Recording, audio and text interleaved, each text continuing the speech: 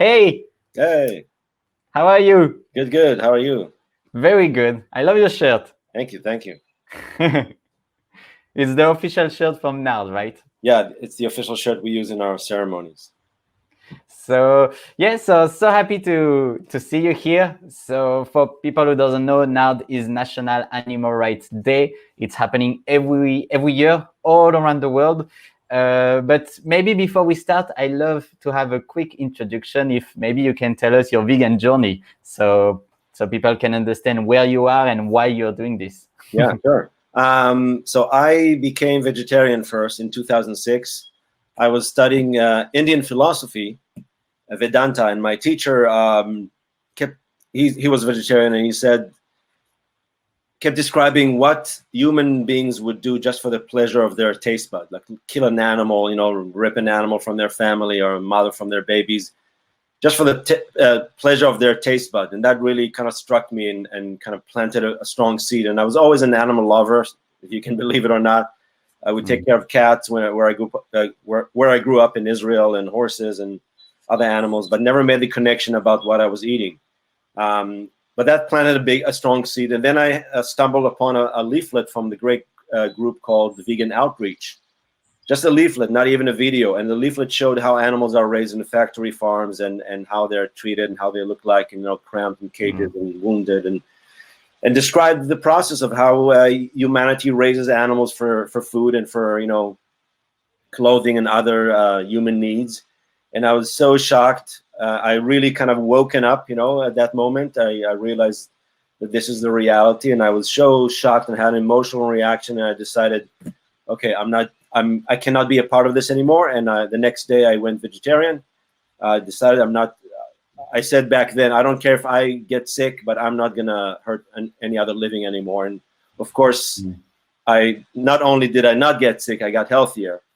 But that was going vegetarian. But I wasn't aware of the egg and milk industry. I thought, oh, that's okay. I mean, we're not eating their bodies.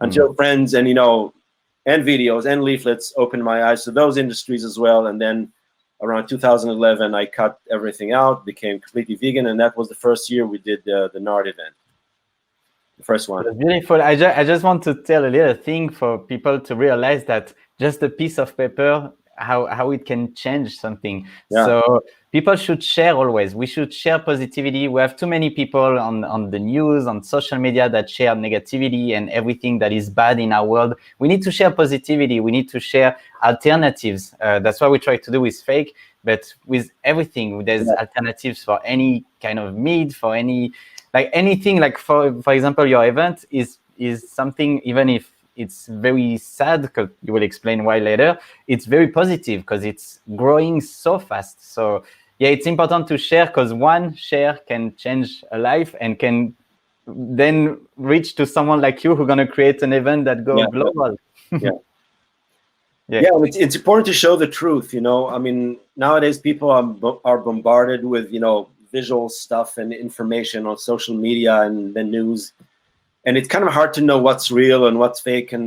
But when we show the truth via videos, via leaflets, via images, via telling stories, via real animals, like we do in our events, that's one way to show the truth. You can bring real living animals, or we bring the bodies of animals that died. But when you share the truth, that really opens people's eyes, especially when they see it eye to eye in their face, not just a video, or that you might say, oh, somebody fabricated it. When people see, because most people won't go to slaughterhouses and factory farms and fur farms, right, and leather places to see how these products are made. Most people won't go there. So we try to bring the truth to them somehow in a variety of ways. And usually 99%, I would say, of people that are exposed to these messages, it does something to them. It really does something to them. Most human beings are compassionate. I mean, there's some who are maybe pathologically not, but most human beings have innate compassion, and they don't want to see suffering, and they don't want to cause suffering to other beings, humans or not. So when they really see the truth and see the amount of suffering we cause animals on a daily basis, most people, it does something to them, and they change something in their lifestyle. They go vegetarian, they go vegan, they're cut, I don't know, red meat or whatever they do on the path to completely eradicate animal abuse from their life. They do something. And that's what we're all trying to do. That's what you're doing. That's what we're doing. And how did you come out with the idea of taking animals' dead body and showing them to the public in the street? Because that's basically what you do with NARD. Yeah. So I have to say, I didn't invent that idea. I was traveling in Spain and I saw an amazing group called Igualdad Animal, or Animal Equality. They're now international. They weren't even having dead animals. They were doing a video demo in the street. They were standing in line with a laptop hanging on their bodies. They didn't have masks like nowadays some people do. They were just standing in line silently, and they would just show you the truth. Again, they would just stand there, show the truth, not saying a word, not shouting, not blaming, not arguing with anybody, just showing the truth. And that struck me so, like, in my core, that because I was already vegetarian by then and active for animals, but I didn't find my way. What do I want to do? What's my way of showing the truth? So that really struck me. I came to speak to them. It was Javi, who was one of their leaders, and they told me who they are. And I said, can I bring this to the US? And at that moment, they weren't ready for that. But I decided, okay, I'm going back. I lived in New York at the time. I said, I'm going back to New York. I'm going to get my animal rights friends, and we're going to do the same thing. So we started video demos in New York in Union Square, not with laptops, but with we had a big TV, old TV, not even a flat TV, like a big old TV. We would bring to the square, somehow power it, and we would show videos, like Meet Your Meat and other videos. And then on the International Animal Rights Day that year, we saw Animal Equality, that group, for there's an International Animal Rights Day on December 12th that only a few countries celebrate. But on the International Animal Rights Day, they took it to the next level. They brought not only 20 people, they brought 400 people to the main square in Madrid.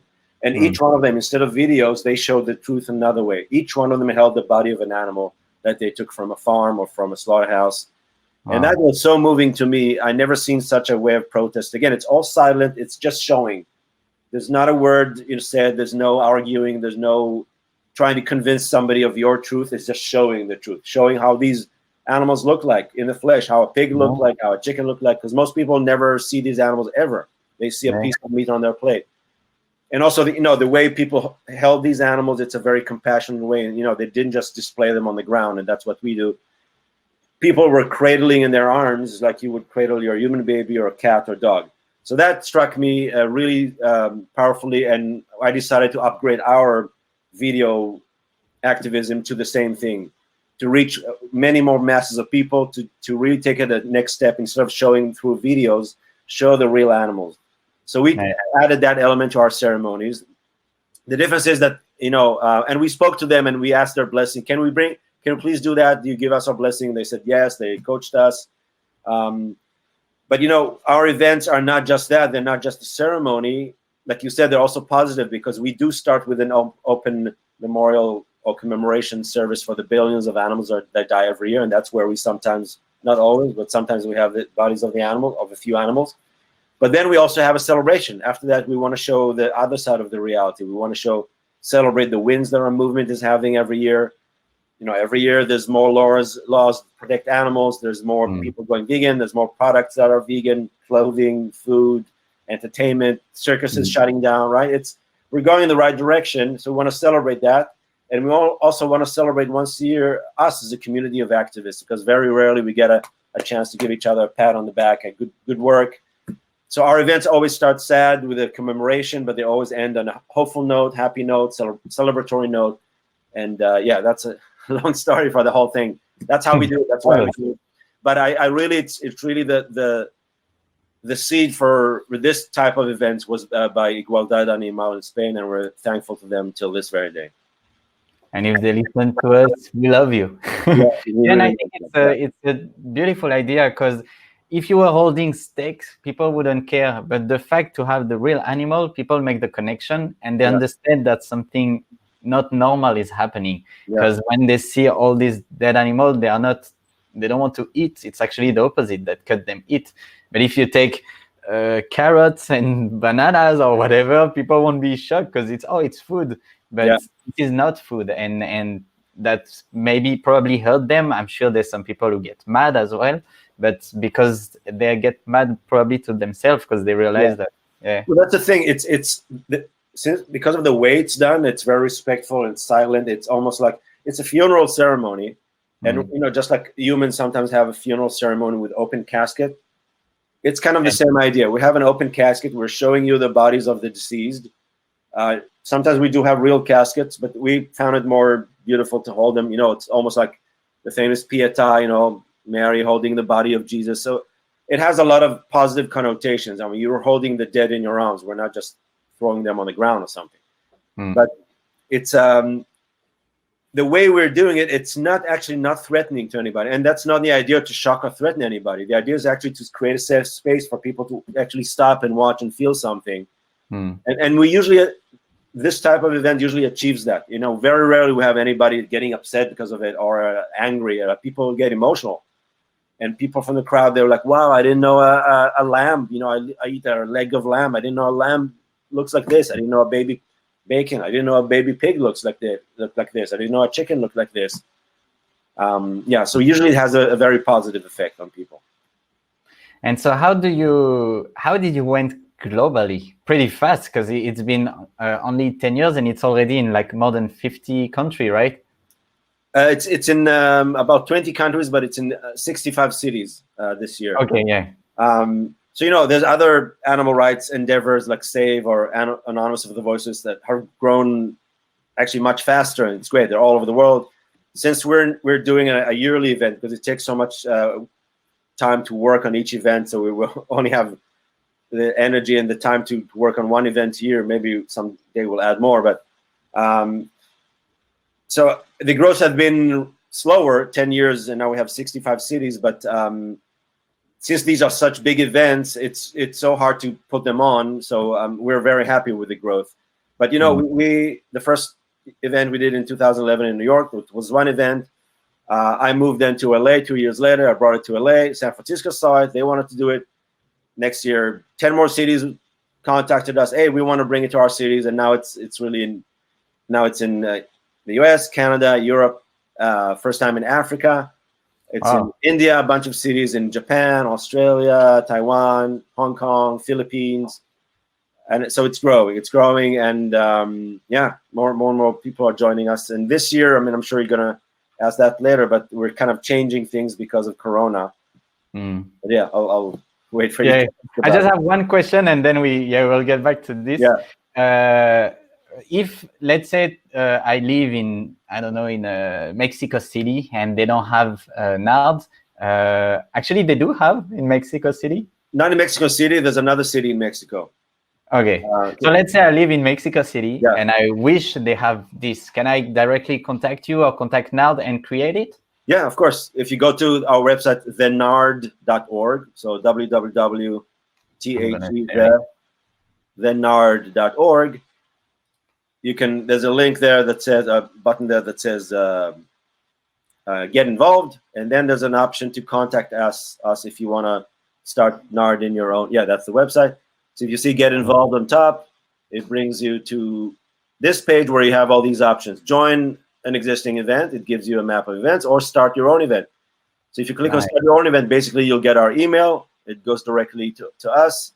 Let us know, hey, I'm in Mexico City. I would love to bring this to Mexico City even this year or next year, and we'll get in touch and we train. We'll have a conference call with you. We'll train you a little bit on how to do it. Yeah, this is the map of our events. It's still, believe it or not, we still have more cities that are joined literally yesterday and today that we need to add to the map. But as you see, it's global. It's all over the world. Yeah, and there's many. Yeah, we can see Moby. Joaquin Phoenix was here also last year, right? Yeah, we can see there he is. He was a few years in a row, and last year in LA, the LA event, we added a march in the street, which was also a first. The police in the city closed a major street for us, Beverly Boulevard, and we marched with the animals in the street, and Joaquin Phoenix was there. Rooney Mara, his partner, and Donna Derrico, who's another famous Hollywood actress, and a few other people. Toby Morse from the band, leader of the band H2O, and so we have always a few known people that are vegan and support. Yeah, and you always have very powerful vegan activists as well that come and say amazing speech. I was here last year, and yeah, there's so many warm and beautiful speech. It's amazing. And so actually, someone is asking, when is the next event in LA? Because that's the thing with our situation now. It's difficult to create an event, but you got an amazing idea. Yeah, so the events are always on the first Sunday in June. So this year it's June 7. And initially we were planning the usual events at the time it was 50 cities around the world, including LA. But very soon we realized with the COVID-19, public events are not allowed. So we switched it to an online global event. So instead of an event in each city, we're going to have one global event online with 1,000 people through Zoom. So 1,000 people will participate, and you can see each other. And we'll have speakers. We have amazing people. All the leaders of the top animal rights groups in the world are participating. But it's going to be one event for all the cities around the world. So on Facebook, you might a little get confused because we still kept the pages for each city, but we now call it NARD Global Event Los Angeles Access, NARD Global Event London Access, NARD Global Event Paris Access. So they're all all these different pages will give you the same access to the online Zoom event. If you go to any of these cities, if you live in any of these cities, look for your city's event. There will be the link to buy the ticket to the Zoom event. And if you live in a city that doesn't have an art event, we have actually an event on Facebook called event page called NARD Global Event Non-Specific City. So if you live anywhere that doesn't have an official NARD city, you can get the info there. All these pages give the same access information to the Zoom event. Okay, so, and there's only 1,000 spots available, right? Yeah, because of Zoom limits for this type of event, which is, they have what they call webinars, where people can only see the speakers and we can't see the people. But we want to keep it interactive like we always do. We want to see our people. So it's limited to 1,000 people, but we will stream it also live to Facebook. So whoever doesn't get a ticket for some reason can still see the event on Facebook. And we'll also record it and release it later. Nice. And so I don't know if you want to talk about how you're going to do the ceremony or if it's a surprise. No, sure. And we have a little surprise, but exactly. So we won't have deceased animals with us, but we will have our 1,000 people will hold pictures of animals, which is another way we usually show the truth. We show pictures of different animals in different industries. But we'll have still an opening ceremony for about 35 to 45 minutes with some beautiful speakers, some songs, the pictures of the animals, some elements like that, like we usually do. And then we'll have a celebration as always. So it won't be in public like we usually do, but still we have a great lineup of speakers, singers from all over the world, great panel with all the animal rights leaders from around the world. And I can give you their names. It's really an impressive, really the most impressive group of people that are leading the animal rights efforts around the world. We'll have a vegan cooking show, live cooking demo. We'll have a flex contest, vegan muscles, and we'll have a fashion component. Do you want to say vaguely about it, or I mean, of course. Yeah, we prepare a little surprise because it's the 10 years of NARDs, and we prepare a little surprise because now fashion is growing. I mean, veganism into fashion is growing. People start to be more conscious. That's why everybody go now in vintage. Vintage is very trendy, not because people love old clothes, but because people are more conscious and they understand that it's more ethical. So we're gonna do a little surprise together to show that we can be fashionable, cool, beautiful, wearing fake, and awesome, yeah. So thank you so much, and I can't wait for June 7. Everybody should at least follow on Facebook and then try to see how to find on Zoom and if they can subscribe. Look on our website. That's one way to find the list of cities, list of events. On Facebook, you can search NARD Global Event. You'll see a bunch of cities pop up. Look for the one. If you're in LA, look for the LA one. If you're in a city on the map that doesn't have a NARD event, look for that. It's called NARD Global Event, non-city specific. You can find us on Instagram. NARD _ National Animal Rights Day. So the information is out there in all these on all these channels. But yeah, mark the calendar on the calendar. Mark the day, Sunday, June 7. Since it's global, we're starting very early at LA time to accommodate our friends in India and Australia and Taiwan. So starting in LA at 8:30 in the morning. Yeah. But no, it's worth it. Once a year, we'll wake up a little early and we'll do it. But again, we'll have everybody from all over the world live at the same time. So please join us. Yeah, and please share. As you can see, you just find a piece of paper and you create a global event like from all around the world that everybody is talking about it now. So please share. You don't realize how just one click can change the world, and maybe you can reach someone who will create a global event as well that will help the animal. So it's very important to share. And yeah, before we end, I would like to ask you if you have any idea of what will be next. What will be the next step? Next step for the animal rights movement, for NARD? Yeah. Well, we're going to continue, grow. I mean, ideally, we want every city in every country around the world to have their own, to celebrate this day. You know, not accidentally, it's 1 week after Memorial Day in the US. So just like we have Memorial Day for the US, or I'm from Israel, you also have, you know, there's Yom HaZikaron, Memorial Day, which comes right before Independence Day. So we kind of embody the same format. So Memorial Day will continue forever. Even, I mean, unfortunately, it's a Memorial Day for the casualties of the wars. And one day when we won't be any wars anymore, hopefully, this day will still continue because we want to commemorate the people that have died. So it's a day that is always celebrated. But then the minute it ends in Israel, Independence Day starts. So the happy big celebration. So we kind of do the same format, like we said, the sad ceremony and then celebration. Yeah, but the idea is that one day every city around the planet every city, every country will commemorate what we as humanity did to animals. Because one day when we don't do that anymore and animals are free to live their own lives, I really think our children, our grandchildren will look back and will say, how could they do this? How could they do this? Exactly. We'll have museums to show what we did to animals. We'll have memorial days like this one to show what we did to animals. We'll have documentaries, but the world will be vegan and everybody will really think, how could we? How could they? Right? Of course, the same that happened with slavery, with women, with every injustice in the world. Yeah, exactly. And thank you. And if you have maybe a little advice for anybody we have some people sometimes that come to check F.A.K.E, they are open mind, they are conscious for a better fashion, but they are not always vegan. If you have one tips to convince them, what will it be? Well, again, think in terms of clothing, it's a little different. But think again, that thing that my Indian teacher told me. Think what you're willing to do just for the pleasure of your taste bud. Like, think, are you willing to take a life of a living being with a family, with siblings, with children, sometimes with a mother or the father, just for the 3-second or 1 minute pleasure of your taste buds?